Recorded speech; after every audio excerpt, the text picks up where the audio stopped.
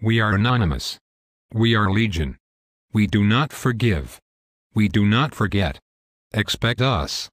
Karma is a bitch. We are anonymous.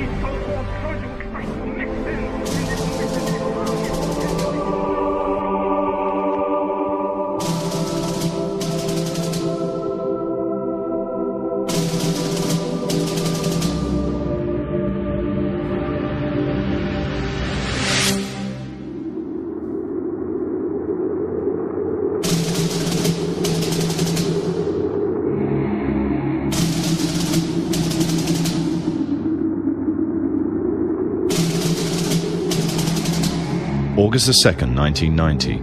Saddam Hussein's forces crashed through the defences of oil-rich Kuwait.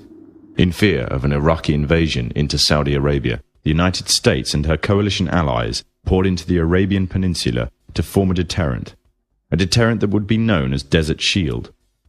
The result was a series of diplomatic talks, negotiations and counter-negotiations that rapidly declined into a no-hope situation. On August 17th, 1991, Desert Shield became Desert Storm.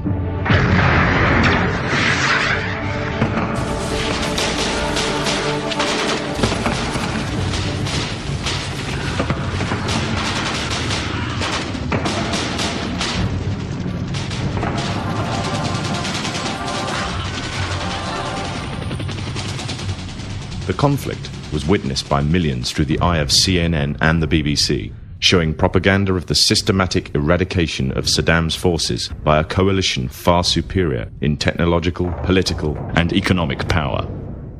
However, what was little known was that from the outset the war was engineered, controlled, and manipulated by an elite group. A group which had created the illusion of a man with power, at the head of a million-strong army, on the verge of going nuclear. A man who had gained control over 1/5 of the world's oil overnight. However, in reality, he was merely a pawn, in amongst many pawns, just a puppet in a grand master plan, with the Gulf War as a well-orchestrated stepping stone. The orchestrators of the war were by no means strangers to controlling major world events. In fact, they have done so for centuries.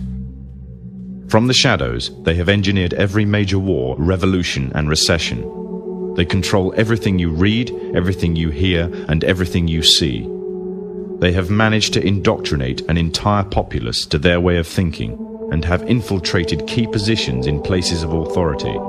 And it is from the shadows that they have created a new political order, a new economic order, and more sinister, a new religious order.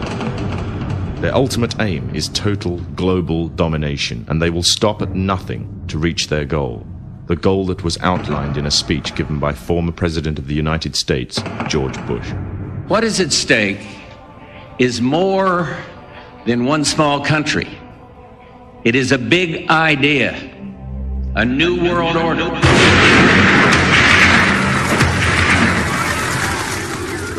However, the origins of this global plan were not created in the offices of the White House. In reality, their roots lay in another war. This time, the year is 1095, and the place, Clermont, France.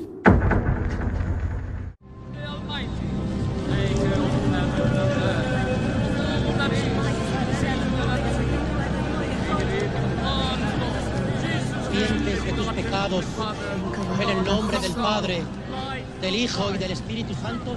11th century Europe was ruled by the Church, which held a firm grip on the hearts and minds of the people.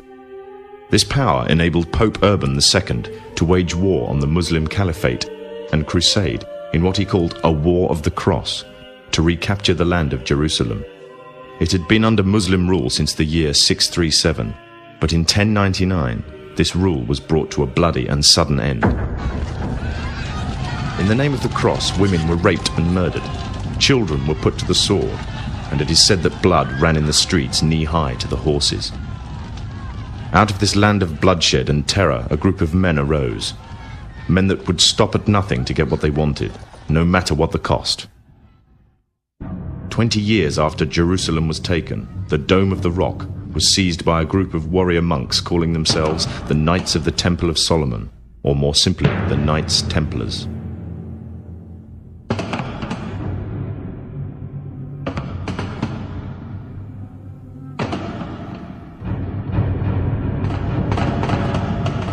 In Jerusalem, the Templars began to deviate further and further away from the practices of Christianity. They learnt the secret arts of the Kabbalah, an ancient form of Jewish magic, along with its dark rites and rituals. The Jews had learnt the arts from the pagans of ancient Egypt during the times of enslavement to the Pharaoh, and developed them into Babylon at the time of Nebuchadnezzar. In 1307, King Philippe of France arrested them for charges of denial of Christ, homosexuality, and idol worship, as well as magic. In 1314, Pope Clement V declared all Templars as heretics to Christianity, ordering all their properties to be seized. Their leader, Jacques de Molay, was captured and burnt to the stake.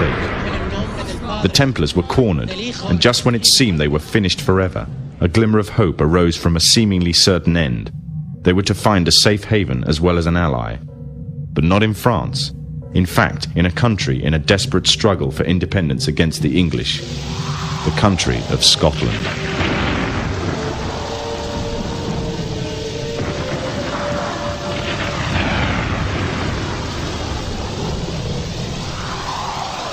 For some, Scotland's hope of independence had died with the death of William Wallace. However, to the King of Scotland, Robert the Bruce, the arrival of the Templars gave him a new secret weapon. Their experience, gained over 200 years of fighting the mighty armies of Islam, had made them expert in combat and warfare, and more than a match for any army brought before them. In 1314, the Templars, allied with Robert the Bruce and his army, took to the fields of Bannockburn in the long-awaited showdown with the English.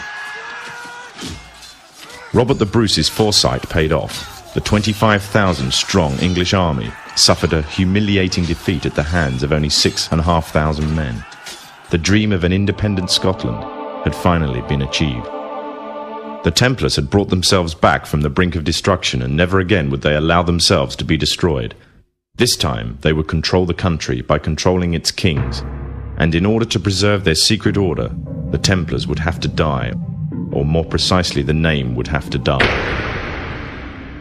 The Templars, who had escaped Europe, were finally laid to rest in Roslin Chapel, Scotland, which stands to this day as sign of their presence in Britain. Their descendants became the true power of Scotland. In 1603, the death of Queen Elizabeth I left England without an heir to the throne. By virtue of descent, King James V of Scotland became King of England. In doing so, Scotland and England joined to form a new kingdom, and the power that the Templars held over Scotland spread to give them a firm grip on the whole of Great Britain. For over 100 years, the Templars concealed their activities, fading into the background until they were little known and little remembered. However, they did not cease to keep a firm grip on Britain. All the time they were planning, regrouping, and infiltrating positions of power in all corners of the kingdom. In 1717, the Templars made their reappearance in Europe. They had grown in both number and strength, and were now ready to coin a new identity, free from their reputation of the past, and given credibility by none other than the monarchy and aristocracy of England. And the name they chose for themselves was a name that would be known by many, but understood by a few. This new name, the Freemasons. The new identity and the grandeur of its members afforded the Masons with respect and dignity. The first royal member of the Freemasons was Frederick, Prince of Wales. The latest members include Prince Philip, the Duke of Edinburgh, and consort to the current Queen of England, Elizabeth II, who herself is a grand patron to the Masons. However, behind closed doors, the Freemasons were free to indulge in the secret rites and rituals handed down to them by their ancestors, and these became the basis of their levels of membership, called degrees. The Freemasons were not content with power in Britain alone. Their ambitions were far greater. In the years to come, the world would witness Europe and America being plagued by wars and revolutions, each more devastating than the other. However, these would not be as commonly believed, the spontaneous effects of a downtrodden people, but in fact schemes created by the exclusive feud driven by hunger for absolute power. All this would take place from the very country from which they had fled centuries earlier, and would become the base for their global domination.